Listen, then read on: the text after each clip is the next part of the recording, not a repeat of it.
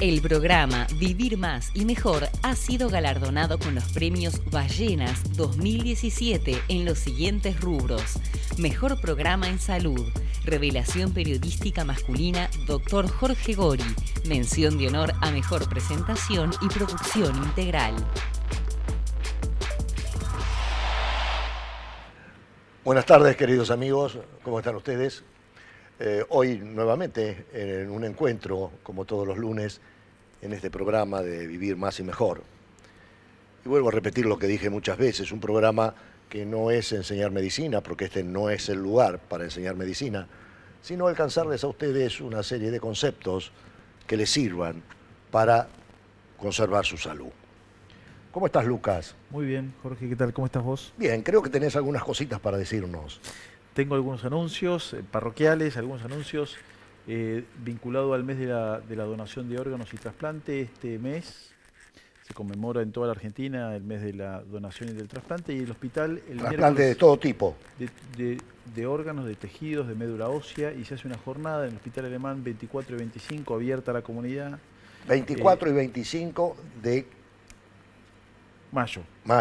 Miércoles y jueves que viene, así que están todos invitados a venir. Y Hospital Alemán. ¿Qué horario? En el salón principal, es a lo largo de todo el día. Y diferentes aspectos vinculados a diferentes órganos, que están muchos de ellos vinculados al tratamiento de enfermedades oncológicas, que es lo que nos toca acá en el programa. Y el mes que viene hay unas jornadas que se llaman Acompañando al Paciente Oncológico, donde se van a hacer talleres también abiertos al público. Toda la información está en la página web del Instituto de Oncología del Hospital Alemán, así que están todos invitados a participar. ¿Y nada más? Nada más. Bueno. Este es un mes muy especial también. Aparte de la donación, es el mes vinculado a una enfermedad con la cual estás vos muy vinculado, ¿o no? Sí. Vamos a hablar ya de eso, vamos a hablar. La charla de hoy se refiere a un tumor bastante frecuente que es del cuerpo del útero. Es lo que se llama carcinoma de endometrio. Vuelvo a refrescar lo que en una oportunidad les conté a ustedes. El útero es un órgano como si fuera una perita. Imagínense una pera. Y que tiene dos porciones, una pera invertida. La parte de abajo, finita, es el cuello. Y la parte gordita es el cuerpo. Adentro de ese cuerpo hay una cavidad que se llama cavidad endometrial. Vamos a hablar casualmente de los tumores que se originan en esa cavidad, o sea, los tumores endometriales. ¿Qué es donde se gesta el embarazo? Es donde se produce el embarazo. Exactamente. Perfecto. ¿Viste? ¿Sí? Bien. Bueno, vamos a charlar de ese tema. Para eso trajimos a un invitado, un médico joven, dedicado a la ginecología oncológica, o sea, al tratamiento de estas enfermedades. Lucas. Sí, bueno, ahora nos encontramos con un médico joven, como decís vos, y muy apuesto, así que ahora nos encontramos en el living ¿qué es? ¿La mesa del comedor? ¿Qué es el otro? No sé, el lugar donde siempre nos reunimos. El lugar donde siempre nos reunimos a seguir hablando del tema. Bueno, muy bien.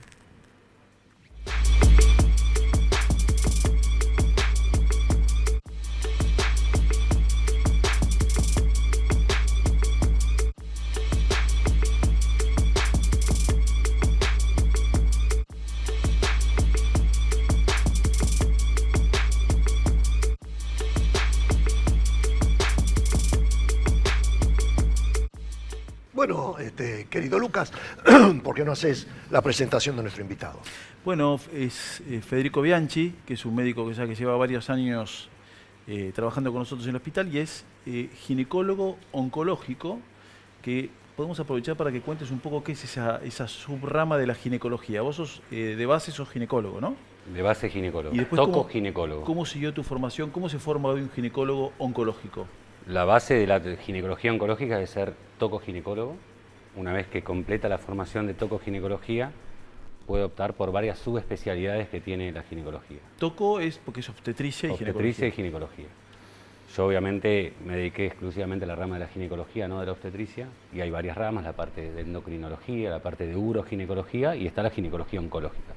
Para formarte en esta especialidad tenés que cumplimentar 3 años de residencia posbásica o fellowship, y de esa manera haces ginecología oncológica, que prácticamente no ves nada de ginecología, es todo extra ginecológico junto con la patología ginecológica en sí, ¿no? Y también completan con el curso de oncología clínica, ¿no? Hacemos la carrera de especialista universitario en oncología clínica, tal cual. Es una formación bastante integral, gestada seguramente por el profesor Gori en el Hospital Alemán. Y hoy en día la gente que tiene tumores ginecológicos, antes de entrar en el tema de hoy, que es como bien dijimos el cáncer de útero, ¿se tiene que ir a atender con un ginecólogo oncológico? ¿Hoy está ya aceptado en todos lados o todavía el ginecólogo general sigue atendiendo pacientes oncológicos? Y hay dos problemas. Cualquier ginecólogo puede atender ginecología, pero la idoneidad que puede llegar a tener con la ginecología oncológica es lo que va a variar. Yo como ginecólogo, si tengo que hacer uroginecología, desconozco completamente el tema y se lo voy a derivar a un uroginecólogo. Legalmente cualquier ginecólogo puede hacer ginecología oncológica. La realidad es que la formación no es que uno sepa más, son 3 años más de formación respecto a un ginecólogo que no hizo la especialidad. O sea, la tendencia es que uno vaya irse a la ginecología oncológica, especializándose de a poquito en diferentes... Y la patología que nos convoca hoy, que es cáncer de endometrio, es una patología en la Argentina... Perdóname. Con respecto a lo que dijo él, sí, que es muy importante, un cirujano general está autorizado para hacer un trasplante de hígado. Lo que no significa que todo cirujano general esté capacitado para hacer un trasplante de hígado. Vos sos un trasplantólogo y tuviste que hacer una especialización para dedicarte a ello. Exacto. Bueno, lo mismo pasa con el gineco-oncólogo. Es decir, es un ginecólogo, pero tiene que adquirir una serie de habilidades propias de la oncología que lindan con la cirugía general. Pero yo creo que es importante que en la cultura de la gente esté el tema de que si tiene un cáncer ginecológico concurra un ginecólogo especializado, porque Perfecto. Es relativamente reciente esto, ¿no? de la subespecialización dentro de la ginecología. Así que creo que es importante que culturalmente se haga el cambio también del otro lado de la cámara. Perfecto. Es un cáncer que nos convoca hoy. ¿Es una enfermedad que es frecuente, no es frecuente? Tenemos que dividirlo en dos partes, países desarrollados y países en vías de desarrollo. Excluyendo el cáncer de mama, dentro de los tumores puramente ginecológicos, en países desarrollados es el tumor más frecuente. Luego viene el cáncer de cuello. Como bien explicó el doctor, la punta de la perita invertida es el cuello, estamos hablando del cuerpo del útero. Mientras que en los países subdesarrollados, como nosotros, es el segundo en frecuencia luego del cáncer de cuello uterino, pero es un tumor frecuente. Esto es porque se supone que con el desarrollo viene la prevención del cáncer de cuello, todas las medidas preventivas, entonces en los países muy desarrollados cae la incidencia de cáncer de cuello y acá no, Tiene que ver con lo que estuvimos hablando en los programas pasados. Es así como vos decís. No es porque aumente el carcinoma de endometrio, sino porque disminuye el cáncer de cuello de útero en los países desarrollados, donde tienen prevención, vacunación, etcétera, etcétera, que ya lo hemos desarrollado en otro tema. Te quería hacer una pregunta, Federico. ¿Hay factores de riesgo para este tipo de tumor? Sí. El tumor de cáncer de cuello uterino, hay dos subtipos que son los más frecuentes y los que más se hablan. Del endometrio. Del endometrio. Sí. Tenemos los tipo 1, que es los que tienen más factores de riesgo, y están muy relacionados con la obesidad. ¿Qué tipo 1? El tipo 1 es el tipo de tumor que se puede localizar, que se llama tumor endometroide, propia de las células del endometrio.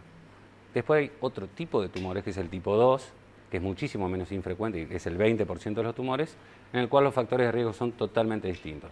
¿Cuál es el factor de riesgo predominante del cáncer de cuello uterino endometroide del que estamos hablando hoy? Es la obesidad. El tipo 1. El tipo 1 o el adenocarcinoma endometroide, que está muy relacionado con el exceso tanto de estrógenos o exógenos administrados por cualquier terapia hormonal o el aumento de los estrógenos endógenos. ¿Y eso a qué se relaciona? Implícitamente con la obesidad. O sea, los estrógenos exógenos son los que la mujer toma con una medicación. Los endógenos son los que produce ella sin necesidad de ninguna terapia. Los estrógenos exógenos serían los anticonceptivos, ¿no? Que hoy en día tienen un bajo tenor de estrógenos. ¿Cómo? Es una enfermedad propia de la posmenopausia. ¿Sí? La mujer en la posmenopausia, su producción de estrógenos cae, o sea, está anulada. Pero esos estrógenos sí se pueden producir a partir de la grasa, a través de una hormona que se llama aromatasa, el cual convierte a una gran producción de estrógenos por su obesidad y eso hace que actúe a nivel del endometrio y tenga un gran estímulo endometrial que no lo tendría que tener. No es por el reemplazo hormonal posmenopausia, entonces, es por producción endógena. Puede Eso ser es por exógeno. producción endógena, Claro. por la obesidad, o por consumo exógeno, Puede ser por las dos por vías. terapia hormonal de reemplazo. Eso es lo más frecuente. Y a su vez se asocia a un cuadro clínico que es una triada o síndrome metabólico, obesidad, diabetes e hipertensión arterial. Bueno, ya estuvimos hablando del del síndrome metabólico que y el vamos a cáncer hablar de después. hígado también. Pero a mí a la cosa que yo de este tema no sé nada, no me está quedando muy claro. Pero vamos a ver. El tipo 1, que es el carcinoma de endometrio más común, se ve en las mujeres que tienen sobrepeso, 50 años, usted me corrige si no, 50 años, independientemente de lo que tomen, que tengan menopausia tardía. Por eso tiene más estrógenos, es decir, por arriba de los 50 años. Estamos hablando de una enfermedad de la posmenopausia. La media de la menopausia en nuestro país es 52.2 años. Cualquier estímulo prolongado en el tiempo, sea que le vino su primera vez muy temprana o la menopausia le viene muy tarde, hace que la mujer tenga mucha exposición a estrógenos. Por otro lado, que la mujer no haya tenido embarazos hace que tenga más ciclos celulares y mayor posición a estrógenos. ¿Por qué? Porque el embarazo, si bien uno sigue teniendo estrógenos, en una menor cantidad. Cualquier situación que la exponga a la mujer a mayor consumo o exposición de estrógenos aumenta el riesgo de cáncer endométrico. Pero en la posmenopausia estamos hablando. En la posmenopausia. ¿Sí? ¿Sí? El 75% se dan en la posmenopausia y solo un 25% se dan en la premenopausia, pero es un tema más difícil de diagnosticar en la premenopausia. ¿Y hay alguna manera que tenemos hoy de medidas preventivas, más allá de, obviamente, bajar, no ser obeso, ¿no? Controlar el peso? ¿Hay alguna medida de prevención que tenemos frente a esto? Bueno, lo que uno frecuentemente ve en el consultorio de ginecología es que el ginecólogo pida una ecografía transvaginal en mujer que no tiene ningún síntoma para prevenir un cáncer de endometrio o un cáncer de ovario. Lamentablemente eso no está demostrado y no hay ningún método de screening, pero dentro de lo que motiva a la paciente a la consulta ginecológica es el sangrado. Ajá. Y dentro de las causas del sangrado de la posmenopausia, El sangrado genital. el sangrado ginecológico a través de los genitales, hay muchísimas causas. La más frecuente no es el cáncer de endometrio, es la atrofia. Atrofia significa que ese endometrio, que era bien esponjoso, ahora está bien chiquitito. Por una cuestión vascular y por fricción puede llegar a sangrar la mujer. Pero eso no es cáncer. Eso no tiene nada que ver con el cáncer. Lo que sí, en una mujer posmenopáusica con sangrado está indicada la ecografía, pero no sirve como método de diagnóstico precoz. Bien. ¿Sí? Bien, o sea, las medidas preventivas que es el Papa Nicolau por cáncer de cuello, la mamografía para el cáncer, en este caso no tenemos nada para que la mujer se controle y se anticipe a un sangrado por un cáncer. Digamos. Sí, pero fíjate que él le habló del tipo 1 y después está el tipo 2, que nada tiene que ver con todas estas características. Pero lo importante es que el tipo 1, ese que estuviste hablando vos, es de mejor pronóstico que el tipo 2, que aparece sin ninguno de esos factores de riesgo. A cualquier edad. No, generalmente también en la menopausia. Del 100% de los sangrados de las mujeres que dejaron de menstruar o de la menopausia, solo el 10% están relacionados al cáncer de endometrio. ¿Sí? Es decir, que de todas esas causas, el 10% es por cáncer de endometrio. Pero lo interesante es que si ese 10% lo tomamos como el 100%, el 95% de los cánceres de endometrio sangran y se diagnostican en estadios iniciales. O sea, las posibilidades es 1 de cada 10 mujeres que sangra va a tener un cáncer de endometrio, con lo cual es importante la consulta temprana de la paciente, que después de los 50, 52 años sangra, que vaya al ginecólogo. ¿Y qué se le hace? ¿Se le hace una ecografía? ¿Y qué otro estudio más tienen ustedes para avanzar el diagnóstico? Básicamente lo que hacemos es primero una ecografía y con eso vamos a medir el espesor endometrial, el grosor. El doctor está con problemas, me parece. Vamos a medir el espesor endometrial. De acuerdo a ese espesor endometrial, lo que va a hacer el ginecólogo es tomar una biopsia, en el cual puede ser una biopsia en el consultorio o una histeroscopía. Una histeroscopía es colocar una cámara dentro del útero, ver bien la cavidad interna del útero y tomar una biopsia. Bueno, ya me ubicaron nuevamente. Me ubicaron porque parece ser que la silla se me iba aflojando. Estamos haciendo malabares acá para no reírnos. Ahora estoy mejor. Nos mandaron 2 notitas que son, importantes. Una es de Leonardo, Muchas gracias, Leonardo. Pero nos preguntas otra cosa, lo mismo que Romina de Floresta, gracias Romina. Nos preguntan cuáles son las causas del cáncer de cuello de útero. Nosotros no estamos hablando de eso. El útero es como una perita invertida. Esta parte es el cuello. Nosotros estamos hablando de la parte de arriba. Por lo tanto, les agradezco las preguntas, pero lo tendremos que contestar en otra oportunidad, ¿no es cierto? Bien. Continuando entonces. ¿Cómo diagnosticamos ese carcinoma de endometrio? Como recién le decía a Lucas, la paciente consulta por el sangrado, hacemos una ecografía. Esa ecografía lo que va a hacer es el espesor del endometrio, es decir, esa esponja que puede estar más finita o más gruesa, nos va a indicar si esa paciente puede llegar a estar o no relacionada. Pero eso no es diagnóstico, eso es sospecha. Eso ¿Cómo es hago para sospecha. diagnosticarlo? Con una biopsia en consultorio o colocando una cámara dentro del útero, método diagnóstico que se llama histeroscopía, y luego se analiza y se ve el resultado. O sea que siempre hay que sacar un pedacito de ese endometrio gordito que creció y mandarlo al patólogo para que lo analice. Tal cual. Y nos diga qué características tiene. Eso se hace en quirófano con anestesia general, ¿no? La histeroscopía, biopsia o- se puede hacer en consultorio. ¿También la hacen Sí. en consultorio? Sí. Lo que sí, lógicamente, una biopsia en consultorio va a tomar una muestra de un lugar que no sé cuál es. En cambio, con una histeroscopía yo voy a ingresar a la cavidad uterina y voy a ver bien dónde está la lesión. Claro, es decir, la histeroscopía nos dice exactamente dónde el endometrio tiene más posibilidades de ser patológico. Pero un endometrio gordo, un endometrio engrosado, no siempre indica patología maligna. Es una sospecha en una mujer posmenopáusica que tenga un endometrio engrosado, más de tantos milímetros que pueden variar, pero son 4 milímetros. O sea, que eso nos induce a hacer la biopsia. Es así. Sí. Es así. Bien. En general, ustedes en el hospital alemán, ¿hacen la biopsia a ciegas o utilizan el histeroscopio? En el hospital generalmente usamos la histeroscopía. O sea que hacen una histeroscopía, miran adentro del útero y hacen la biopsia. Sí. ¿Con o sin anestesia? Depende de la paridad que tenga la paciente, generalmente lo hacemos sin anestesia, pero tranquilamente se puede hacer dependiendo si la paciente es muy añosa, tiene muchos años, el cuellito del útero es muy duro, se hace con anestesia para que obviamente no tenga dolor. El sangrado con la cual a veces consulta a la paciente, ¿no dificulta un poco la histeroscopía o se puede hacer igual? El sangrado si es muy abundante puede dificultar, pero para ponerlo en tema, la histeroscopía adentro del útero se coloca una cámara y en simultáneo se va colocando agua, por lo tanto esa sangre se lava, lo que le decimos nosotros, Se lava, se barre aspira, toda esa claro. sangre y ahí nos deja ver bien la cavidad uterina. Muy bien, muy bien. Y con el conocimiento que hoy tenés, ¿es una enfermedad potencialmente curable el cáncer de endometrio? El 70% de las mujeres que presentan cáncer de endometrio lo van a tener en estadio inicial, con un porcentaje de curación de casi un 90%. Bueno, es altísimo. Es un tumor que si bien no tiene un diagnóstico temprano, es decir, no tiene un método de screening, un método de detección temprana, su sintomatología, que es el sangrado, nos deja detectar este tumor en estadios muy iniciales.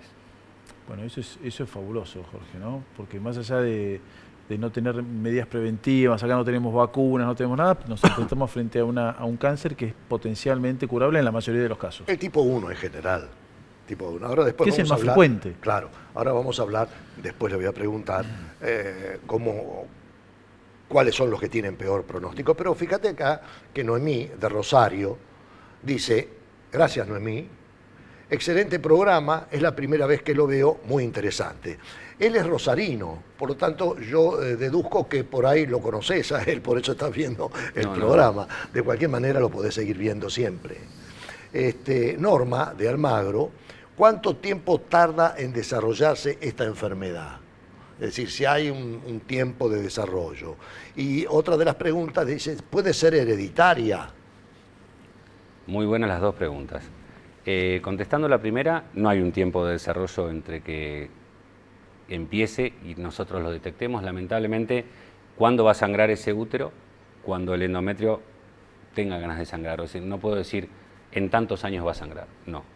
Por el otro lado, sí es muy interesante el tema del riesgo genético. Hay un síndrome asociado al cáncer de colon y al cáncer de endometrio que se llama síndrome de Lynch, en el cual ese es un punto aparte totalmente distinto, que no es la población general, El riesgo de cáncer de endometrio de la población general es del 3%, mientras que una paciente con síndrome de Lynch, que es un síndrome genético, tiene un riesgo entre un 21 y un 70%. Pero el síndrome de Lynch es poco frecuente. Es muy poco frecuente. Entonces ese 25 a 30 no tiene que confundirnos. No es que tenga 25 a 30, sino dentro de ese síndrome, que es muy poco frecuente, el 25% puede desarrollar un carcinoma de endometrio. Solamente el 3% de los cánceres de endometrios son relacionados al síndrome de Lynch, es decir, que es muy bajo. Es muy poco frecuente, pero es importante que la gente sepa que si en su familia tiene una carga importante de patologías oncológicas, o sea, de familiares que se han muerto por cánceres de colon, de endometrio, de mama, etcétera, consulta. Nosotros tenemos en el instituto a dos especialistas, Lina Núñez y la doctora Valdés.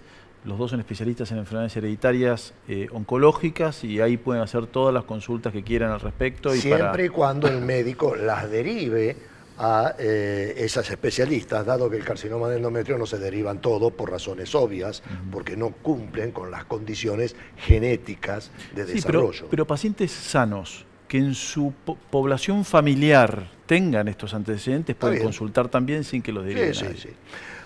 Sandra de Saavedra. Gracias, Sandra. Dice, ¿cuáles son los síntomas más frecuentes y cómo se diagnostica?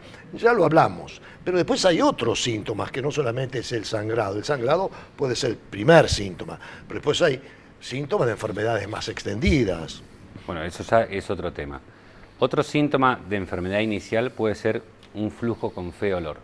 ¿Sí? Una mujer de la posmenopausia que tenga un flujo, como le decimos nosotros, un olor fétido, maloliente, puede llegar a ser una causa de cáncer de endometrio, por lo cual hay que estudiarla profundamente.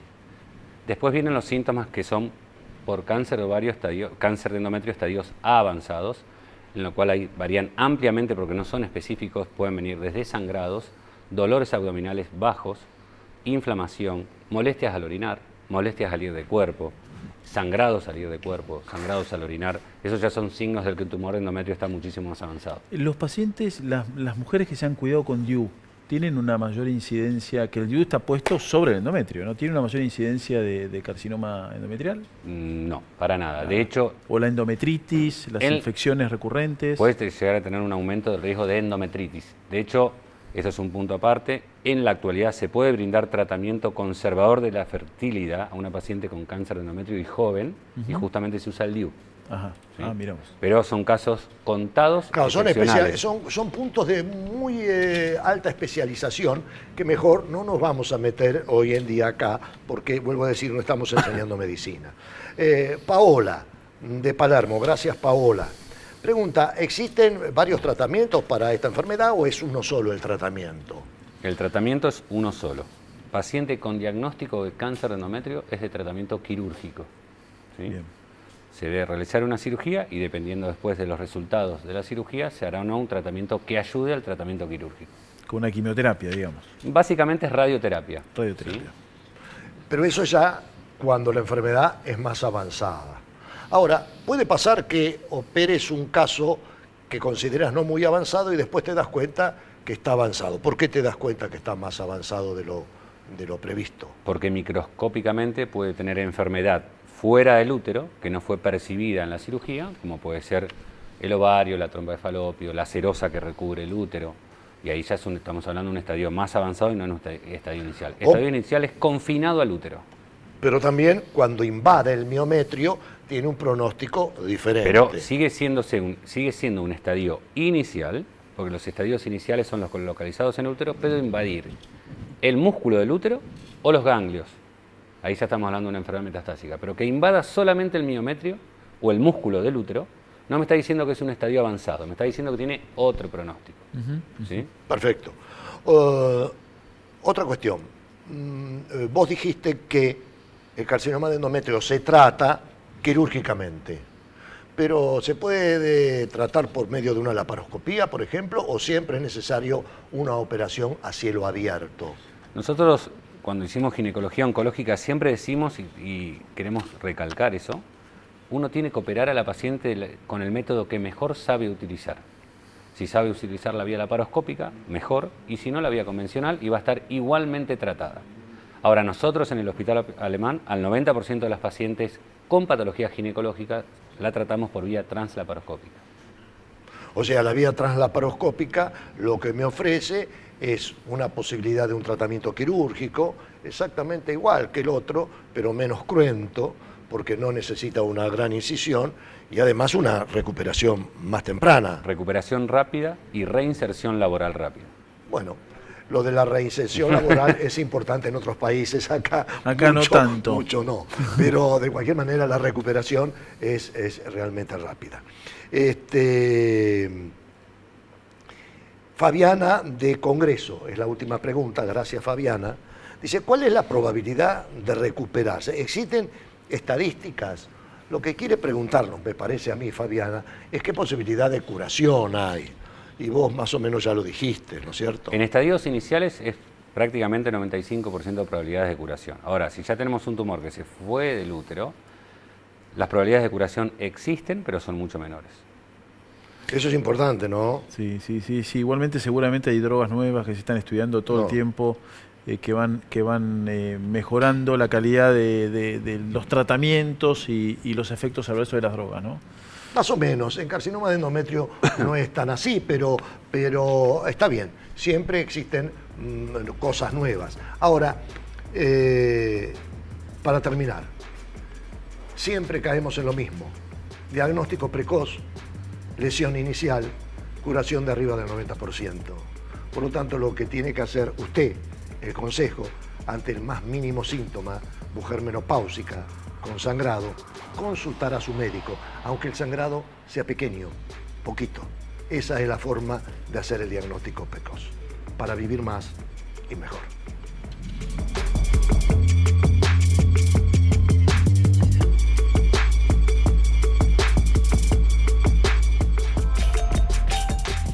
El programa Vivir Más y Mejor ha sido galardonado con los premios Ballenas 2017 en los siguientes rubros: Mejor Programa en Salud, Revelación Periodística Masculina Dr. Jorge Gori, Mención de Honor a Mejor Presentación y Producción Integral.